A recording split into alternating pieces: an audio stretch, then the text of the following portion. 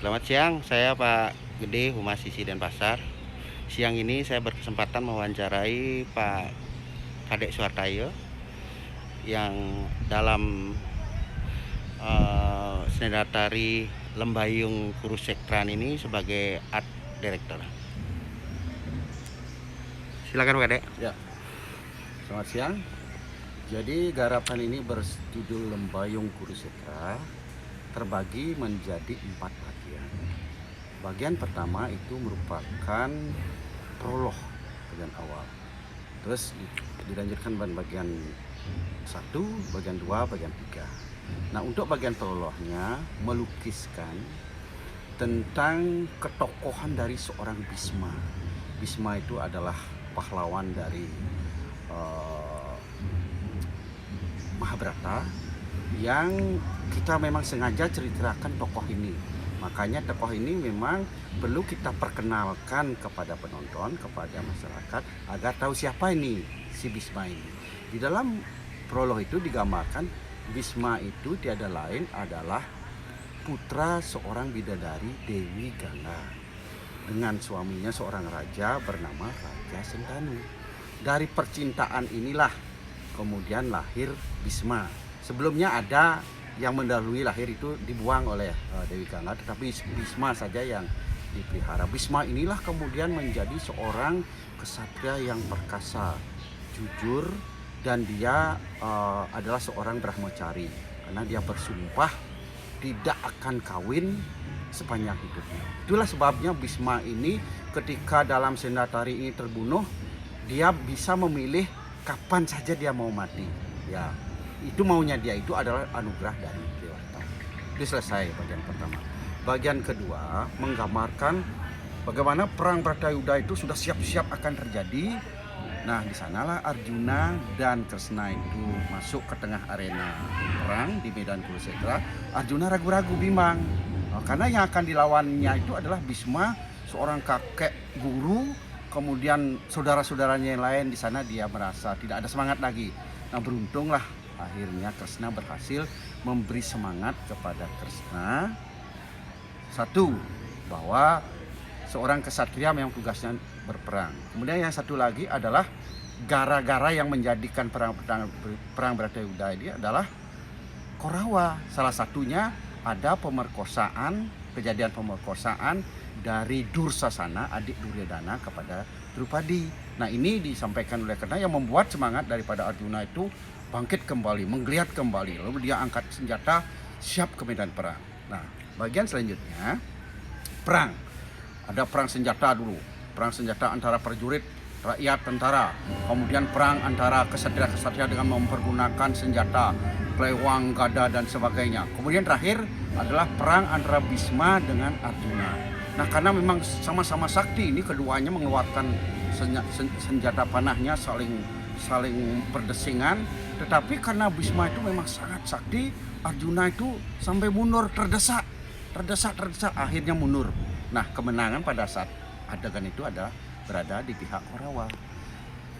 Adegan selanjutnya adalah ketika Yudhistira merasa sedih. Bagaimana perang ini berlangsung?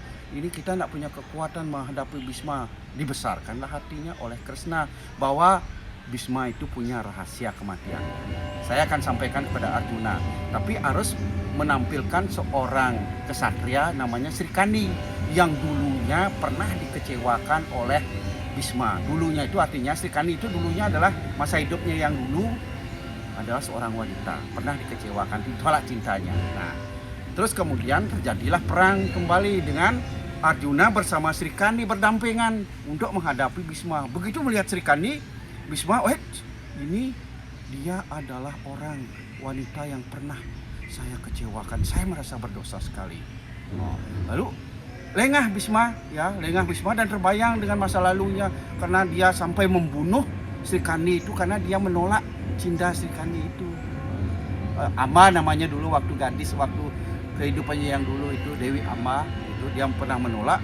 Ketika dia lengah itulah dia tercenung sejenak itu karena di medan perang dilihatlah oleh Arjuna, lalu diperintahkan oleh Kresna, ayo bentangkan panahmu. Dibentangkanlah panahnya, dibentangkan panahnya lalu berdesing panah kena dadanya. Seluruh Arjuna terus menembakkan senjatanya, ditambah juga Sri Kandi juga ikut menembakkan senjatanya. Penuhlah tubuh Bhisma ini dengan ribuan panah lalu amruk ke tanah, tetapi tidak menyentuh tanah karena begitu banyaknya panah yang dari kepala sampai ke kaki-kakinya. Jadi badannya si Bhisma itu mengamang. Nah, di sanalah kemudian Bhisma merasa sudah tiba waktunya akan mengakhiri hidupnya. Kemudian dia merasa berterima kasih kepada Arjuna yang datang, Kresna datang, Pandawa datang, bahwa karena berkasih berhasil dibunuh oleh cucunya sendiri. Jadi Pandawa itu diharapkan ke depan jagalah perdamaian, jangan lagi bersaudara, jangan lagi bertengkar, kemudian jaga kehidupan ini agar kehidupan manusia tidak punah seperti perang Bratayuda ini. Kemudian Bhisma itu, saya akan meninggal hari ini. Pada sore harinya itu, senja harinya itu, ketika matahari sudah hampir terbenam, menghembuskan napas Bhisma ini. Inilah yang disebut dengan Lembayung Kurusetra. Lembayung itu adalah warna jingga langit di barat, kemudian Kurusetra itu medan perang itu. Kami berjudul Lembayung Kurusetra. Pak Kadek, penyampaian pesan di nasional khususnya apa yang diambil dari cerita ini, Pak Kadek? Pertama, pesan nasionalnya di belakang ketika Bhisma itu meninggal itu, Bhisma mengharapkan persaudaraan ini jangan dipakai untuk memicu konflik itu secara nasional. Ayo kita bersaudara, ayo kita rukun bersama, bergotong bersama dalam kehidupan yang penuh damai.